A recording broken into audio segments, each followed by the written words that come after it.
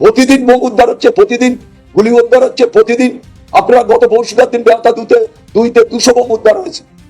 Police recovery দেখিয়েছে কটা? 20টা। 200 bomb উদ্ধার হয়েছে, সেখানে আমার লোক দাঁড়িয়ে থেকে দেখেছে 200 বোম উদ্ধার হয়েছে। তারপরে দেখাচ্ছে 20টা বোম রিকভারি হয়েছে। 180টা বোম কি পুলিশ খেয়ে নিল, না পুলিশ বিক্রি করলো? গোটা ভাঙড় ক্যানিং এ বোমের বারুদের উপরে ভাঙড় ক্যানিং দাঁড়িয়ে আছে। যে কোনো সময় বড় বিস্ফোরণ হবে, 200-400 লোক মারা যেতে পারে ভাঙড় ক্যানিং এ।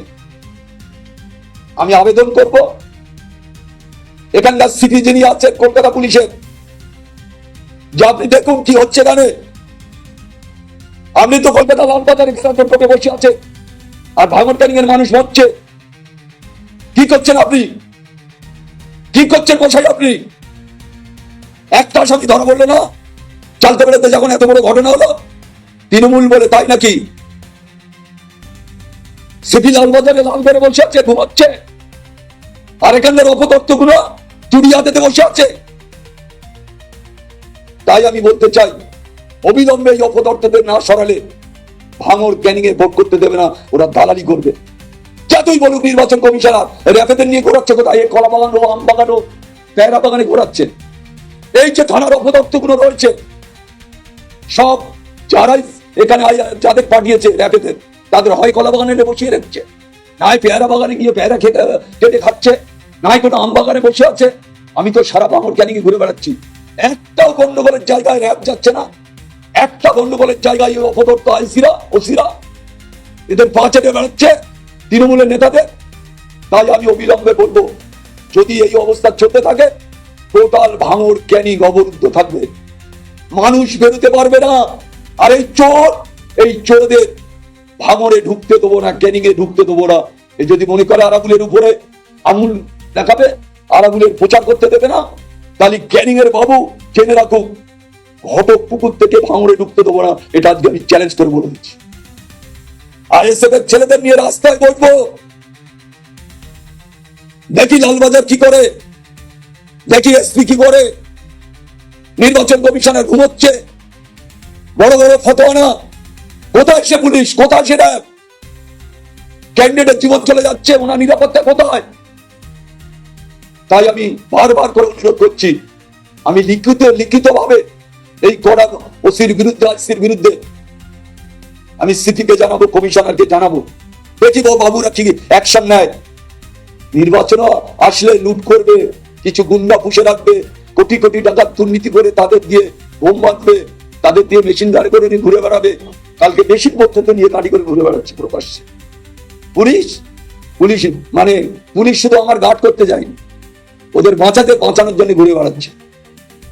তাই আজকে আমি প্রেস করছি, শুক্রবারে আমার ওখানে একটা মহামিছিল আছে, শুক্রবার বেলা 2টায় আমার মিছিল শুরু হবে। আরাবুল ইসলাম গামছা মাথায় জড়িয়ে ওদিন মাঠে নামবে। আমি দেখাতে চাই যে বাংলার মানুষ দেখুক, এই অপদর্থ নির্লজ্জ 34 বছর সিপিএম এর চালিয়েছে, সেই সিপিএম এর লোকেরা আজকে তৃণমূল করছে, মমতা বন্দ্যোপাধ্যায়ের দল করছে। আর আমরা রক্ত জড়িয়েছি এই তৃণমূল টানার জন্য। সেই মহিলা আজকে ভুলে গেছে, সেই মহিলার কাছে যারা আছে তারা সব হয় খুনি, নয় তোলাবাজ, নয় বড় বড় প্রমোটার আজকে এই তৃণমূল দলটাকে গ্রাস করে রেখেছে। তাই আমি বলতে চাই, এই ভদ্র মহিলার আমি বলতে চাই না, এই ভদ্র মহিলার কোনো দায়িত্ব নেই, দায়িত্ব জ্ঞান গম্ভীর কিচ্ছু নেই। তাই আমি বলতে চাই, পুলিশের যারা দায়িত্বে আছে, নির্বাচন কমিশনার থেকে শুরু করে, তাদের দেখতে হবে, তারা এই দায়িত্ব, প্রতিটা দায়িত্ব তাদের নিতে হবে, যাতে গণতন্ত্র প্রয়োগ হয়, যাতে সাধারণ মানুষ ভোট দিতে পারে। আজকে তার থেকেও বড় ঘটনা, প্রতিটা বাড়ি একটা বাড়ি বাদ দেয়নি, বাড়ি গিয়েছে। আরাবুল আসলে বেরুলে চলে গেলে তোর আরাবুল বাঁচাবে না, তোর কোনো বাপ বাঁচাবে না। বাড়ি গিয়ে তাদের উপরে টর্চারিং চলছে, কেউ ছাদের উপর এরকম করছে, কেউ তো দোকানে ছাদ খুলে এরকম করে দেখার চেষ্টা করছে। সমস্তটা লকডাউন, সারা ক্যানিংটা কি অবস্থা। প্রচারে গিয়ে আমি তো দেখছি মানুষ বোবার মতন কাঁদছে। তারা কিভাবে ভোট দেবে? এই চোর তোলাবাজ গুন্ডা সন্ত্রাস করছে, সন্ত্রাস, গোটা ক্যানিং সন্ত্রাসে মানুষ ভোট দিতে পারবে না। প্রতিটা বারে তো ভোট হয় না, লুট হয়। ভদ্রলোক ওখানে লুট করেন, সেই ভদ্রলোক এখন ভাঙড়ে, জানে ভাঙড়ে হেরে যাব, কিন্তু ক্যানিংটা বাঁচাই এই চেষ্টা করছে। তাই আপনাদের কাছে, প্রেসের বন্ধুদের কাছে আমার অনুরোধ থাকবে যে এই ধরনের চক্রান্ত, এই ধরনের অত্যাচার, এই ধরনের জুলুম, এই ধরনের গণতন্ত্র হরণকারী, এদের বিরুদ্ধে ব্যবস্থা নেওয়ার জন্য আমি ফের নির্বাচন কমিশনের কাছে আহ্বান করব যে এই খুনি আর এই অত্যাচারিত এদেরকে অবিলম্বে ব্যবস্থা না নিলে গোটা ক্যানিং ভাঙড়ে ভোট করতে দেবে না। এখন এদের বন্ধু হচ্ছে পুলিশ, তাছাড়া এদের সাথে আর কেউ নেই। জনগণ এদের সাথে নেই। একান্তে লোকে নেই, ওকান্তে লোকে নেই, ওকান্তে লোকে নেই মিটিং মিছিল করছে, এদের সাথে কিন্তু মানুষ নেই। আজকে তো আমি দেখে আসলাম সিসলেন ব্যাংকটা 2-তে মিটিং হবে, গোটা 5-7টা বুথের লোক গেছে 30 থেকে 35 জন। এদের তো লোক নেই। আমি যদি একটা আইএসএফ এর ছোট মিটিং করি, অঞ্চল মিটিং, তাহলেও 200-500 লোক হবে। আর এরা একটা অঞ্চলে যদি সারা জায়গায় কুড়িয়ে করে 100 না 50টা লোক হবে। আজকের এদের সাথে লোক নেই। একটা লোকের মাথা কিনছে 10 লাখ করে দিয়ে, জানেন? আইএসএফ এর লোকেদের বলছে 10 লাখ দিচ্ছি, তুই আমার দলে জয়েন কর। এরা বলছে 20 লাখ দিচ্ছি, তুই আমার দলে জয়েন কর। 200, 400, 500 কোটি টাকার মালিক ভদ্রলোক, জানে 100 কোটি টাকা আমার খরচ হবে ভাঙড়ে। আপনারা এই রাস্তা দিয়ে দেখবেন হাত অন্তরে করে ব্যানার, যে ব্যানার এখনো আমরা 100টা কিনতে পারিনি, 500 পোস্টার লাগাতে পারিনি, 1-2 কোটি টাকার ব্যানার লাগানো হয়ে গেছে ভাঙড় বিধানসভা।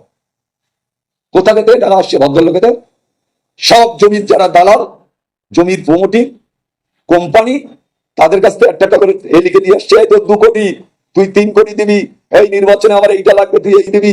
এখানে 70টা কোম্পানি রয়েছে, 100 কোটি টাকা তোলা হয়ে গেছে নির্বাচনের আগে।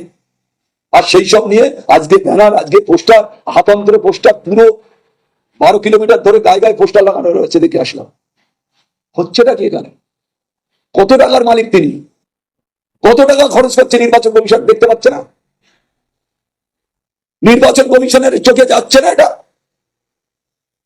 যে কোটি কোটি টাকা দুর্নীতির সাথে যুক্ত এই ভদ্রলোক, যাকে বলেছে ক্রিমিনাল নয় শুধু সে, আজকে নটোরিয়াস ক্রিমিনাল, তারা ভোটে দাঁড়াতে পারে না, আইনে আছে, সংবিধান আছে। সেই নটোরিয়াস ক্রিমিনালের মমতা বন্দ্যোপাধ্যায় টিকিট দিয়েছে, ভাবা যায়? গোটা বাংলা নয়, ভারতবর্ষের মানুষ জানে ও নটোরিয়াস ক্রিমিনাল। আপনার কি সমস্যা হচ্ছে ক্যানিং এর প্রচার করতে বলতে? সব জায়গায় আমার বাধা দেওয়া হচ্ছে, সব জায়গায় আমার আক্রমণ করার চেষ্টা চলছে, লকডাউন করে দিচ্ছে, আমাদের কর্মীরা বেরোচ্ছে, তাদের মারছে। কালকে রাত্রে 2জনকে মেরেছে, একজনকে পুলিশ মিথ্যা কেসে ধরে নিয়ে গেছে। কালকে তো আমার হিসেব মতন আমার প্রচার করতেই দেওয়া হয়নি। আমি চলে আসার পরে আমাদের কর্মীদের উপর আক্রমণ হচ্ছে, পুলিশ নীরব দর্শকের মতন ওসি ওখানে ঘুমোচ্ছেন আগে দিয়ে। কোন কোন থানার ওসির বিরুদ্ধে? আমি বলছি চন্দনেশ্বর থানা আর এই জীবনতলা থানার ওসি আর আইসি, এদের দুজনের অবিলম্বে আমি বদলি চাইছি, অবিলম্বে, না হলে এখানে খুন মার্ডার হবে। আমার উপর আক্রমণ হচ্ছে ওসি। আমি 7বার ফোন করছি, ভদ্রলোক ফোনটা ধরেনি। উনি ভয় পাচ্ছেন না? নেতাদের কথা, বিরোধী দলের কোন ক্যান্ডিডেট ফোন ধরবেন না? দেখবে মজাটা, দেখবে মজাটা। এখন ঝ্যাঁটা জুতো লাঠি নিয়ে ওখানে বসিনি আরাবুল ইসলাম। এরপরে তো তাই হবে। এরপরে সাধারণ মানুষ ঝ্যাঁটা জুতো লাঠি দিয়ে থানার সামনে বসে থাকবে, কেউ থামাতে পারবে না। আপনার কি অভিযোগ পুলিশ শাসক দলের হয়ে কাজ করছে? 100% শাসক দলের কাজ করছে না, দালালি করছে। শাসক দলের হয়ে দালালি করছে তারা। ভাবা যায় যে আমি আমার নির্বাচন কমিশনারকে বলে আমার ফোর্স নিতে হচ্ছে, বেরোতে হচ্ছে আমার সেখান থেকে। আমি যদি বাইরে থেকে 200-500 লোক নিয়ে আমি ওখানে ঢুকে ওরা দাঁড়াতে পারবে? তারপরেও গাদ্দারি দেখাচ্ছে আমার উপর, তারপরেও একজন ক্যান্ডিডেটের উপরে গোস্তানি করছে পুলিশ। আমি তাই চাই অবিলম্বে এদের ট্রান্সফার চাই।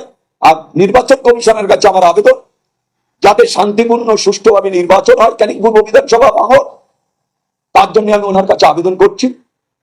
ওনার কাছে তো সবাই আবেদন করছে, আমিও আবেদন করছি ক্যানিং পূর্ব বিধানসভা পক্ষ থেকে আইএসএফ এর ক্যান্ডিডেট হিসাবে আমি নির্বাচন কমিশনারের কাছে বলছি যে আমি এখানে প্রোটেকশন চাই, আমি এখানে সিকিউরিটি চাই, আমাকে প্রোটেকশন সিকিউরিটি দেওয়া হোক। আর অবিলম্বে এই দুটো থানার ওসিকে বদলি চাই আমি। আপনি কি আপনার করে আক্রমণ বা আটা খাওয়ার ভয় করছেন? 100 বার এইসব নিয়ে আমার পাশে ছুটে যাচ্ছে। কি বলছেন আপনারা? পিছনে মেশিন মোজা রয়েছে বাবুদের কাছে, পুলিশ দেখছে, কিছু হচ্ছে না। আমি তো সঙ্গে সঙ্গে ফোন করেছি, উনি ফোন ধরলেন না। তারপরে তো আমার অন্য জায়গায় জানাতে হলো। তারপরে তো নির্বাচন কমিশনের ওখান থেকে কথা বলার পরে তারপর ফোর্স এলো। তারপরে আমি উদ্ধার হলাম সেখান থেকে। তারপরে আমি ওখান থেকে দেলবি টুতে গেলাম। সেখানে সবাই বসে আছে, ঘিরে বসে আছে ছাদের উপরে। সেখানে কোনো রকম অসুবিধা নেই, সেখানে কেউ বোমা মারেনি, গুলিও করিনি। সেখানে চুপচাপ সবাই বসে দেখছে যে আরাবুল ইসলাম ঢুকছে। তাতে কি আছে? তোরা আমাকে ভয় পাচ্ছিস যে ভাঙড়ে তুই মহিষে মোস্তানি করছিস, ক্যানিং মোস্তানি করছিস, তাহলে তোর এত ভয় কেন? আরাবুল ইসলাম এলাকায় যাবে তা তুই লকডাউন করছিস কেন? আরাবুল মানুষের সাথে কথা বলবে তাহলে তুই ভয় পাচ্ছিস কেন? তোর লোকেরা ভয় পাচ্ছে কেন? তুই গুন্ডাদের ছেড়ে রেখেছিস, তাদের হাতে মেশিন নিয়ে ঘুরে বেড়াচ্ছে কেন? তোর অঞ্চলের সভাপতিদের কাছে বোম পাওয়া যাচ্ছে কেন? তুই নিজের গাড়িতে বোম মেরে তুই সিকিউরিটি নিচ্ছিস কেন? নিজের গাড়িতে তুই বোম মেরে সিকিউরিটি নিচ্ছিস কেন? তোর হিম্মত নেই? কাপুরুষ, এসব কাপুরুষ। এদের মধ্যে পুরুষত্ব বলে কিছু নেই। আমি তো একলাই যাচ্ছি। জনসমর্থন নেই বলে এইসব ভুলভাল হচ্ছে। জনসমর্থন রয়েছে বলে তাই সিকিউরিটি ঘুরে বেড়াচ্ছে, ঝাড়া মারবে বলে। চোর বলে তারা করছে, আর ঝাড়া মারবে বলে উনি এত পুলিশে ঘুরে বেড়াচ্ছে। 39 জন ফোর্স ওনার। এই মুখ্যমন্ত্রী কার টাকা? ওনাদের বাপের টাকায় 39 জন ফোর্স থাকবে তার কাছে? টাকাটা মুখ্যমন্ত্রী বাপের টাকা? হ্যাঁ, তার 39 জন ফোর্স থাকবে। তিনি কি হরিদাস? কিসের জনপ্রতিনিধি তিনি? হরিদাস একটা সামান্য ক্রিমিনাল, যাকে নোটোরিয়াস ক্রিমিনাল বলা হয়েছে, তার 39 জন ফোর্স। লজ্জা লাগে না? এদের মুখে, এদের ভাষা, এদের লজ্জা হওয়া উচিত। একটা ক্রিমিনালের 39 জন সিকিউরিটি। সে নিজে বলেছে যে আমার 29 ছিল, আরো 10 বেড়েছে। লজ্জা লাগে না? আরাবুলির কিছু নেই, তাই আরাবুলির ভয় দেখানো হচ্ছে না। তোর যদি চোর মতিষ্ঠা তো ঠিক থাকে, তুই সিকিউরিটি ছাড়া ঘর। আরাবুল ইসলাম সিকিউরিটি ছাড়া ঘুরছি ঘর। ঝ্যাঁটা, জুতো, লাঠি আর চোর, শুধু তো চোর বলেছে। দেখ খেলা কেমন লাগে, দেখ। তুই যেখানে যাবি সেখানে চোর কেন? তোর কি করে মানুষ দেখ। ঝ্যাঁটা জুতোলে দাঁড়িয়ে থাকবে। দাদা, এখনো অভিযোগ উঠে আসছে যে মিটিং মিছিলে আসার কারণে প্রশাসন ভিডিও করে শাসকের নেতাদের কাছে পাঠানো হচ্ছে। 100 বার সব প্রশাসন, প্রতিটা থানার ওসি ভিডিও করছে। আরাবুল যেখানে যাচ্ছে ভিডিও করছে। এরপরে তো আমি আর ভিডিও করতে দেবো না পুলিশকে। বলবো মোবাইল, আমি তো চন্দ্রশেখর ওসিরই করে বলেছি, ঢোকা মোবাইল পকেটে, পকেটে মোবাইল ঢোকা। তারপর আবার অন্য অফিসার মোবাইল করছে। টোটালটা এদের একটা চক্র। যে আরাবুলির সাথে কারা ঘুরছে, কারা আরাবুলির হাত দেখাচ্ছে, কারা আরাবুলির সাথে কথা বলছে, মেয়েরা ছুটে এসে আরাবুলির গলায় মালা দিচ্ছে, সেই সব ছবিগুলো পুলিশ ওনার বোনাইদের কাছে পৌঁছে দিচ্ছে। তৃণমূলের নেতাদের কাছে, ওনার বোনাইদের কাছে পৌঁছে দিচ্ছে সেই সব ভিডিওগুলো। আর তাদের উপরে টর্চারিং চলছে। ইংরেজদেরও এত বুদ্ধি ছিল না। এখনকার এই পুলিশের যে বুদ্ধি, মমতা বন্দ্যোপাধ্যায় আসার পরে, যে কটা চোর আজকে, যে কটা চোর ওনার সাথে ঘুরে বেড়াচ্ছে, সেই চোরেদের মুখ্যমন্ত্রী তো উনি, সেই তোলাবাজদের মুখ্যমন্ত্রী তো উনি, প্রমোটারদের মুখ্যমন্ত্রী তো উনি। তাহলে সেই তোলাবাজ প্রমোটারদের মুখ্যমন্ত্রী উনি, তাহলে উনি কি, উনি কতটা ভালো হতে পারে? আপনারা দেখেননি সোনালী গুহ বলেছে 5 কোটি টাকা এনে সোনালী গুহর কাছে গুনতি দিয়েছে। কোথাকার টাকা? হয় সরকারি টাকা চুরি করেছে, নয় কারোর কাছ থেকে ঘুষ নিয়েছে। 5 কোটি টাকা সোনালী গুহর কাছে দেবে কেন গুনতে? তা উনি কতটা সৎ আমি তো না চিনি। 84 সাল থেকে ছেঁড়া হাউস চটি ঘুরে বেড়াতেন, আর এখন সোনার জুতো পরে বেড়াচ্ছেন উনি। ছেঁড়া হাউস চটি পরে ঘুরে বেড়াতেন, তখন আমরা বিশ্বাস করেছিলাম ভদ্র মহিলা ভালো। কিন্তু এখন জোকারের থেকেও খারাপ, জোকারের থেকেও খারাপ। দুর্নীতির পাহাড় ওনার কাছে। ভারতবর্ষে মনে হয় কোন রাজ্যের মুখ্যমন্ত্রীরা এতটা দুর্নীতি করেনি।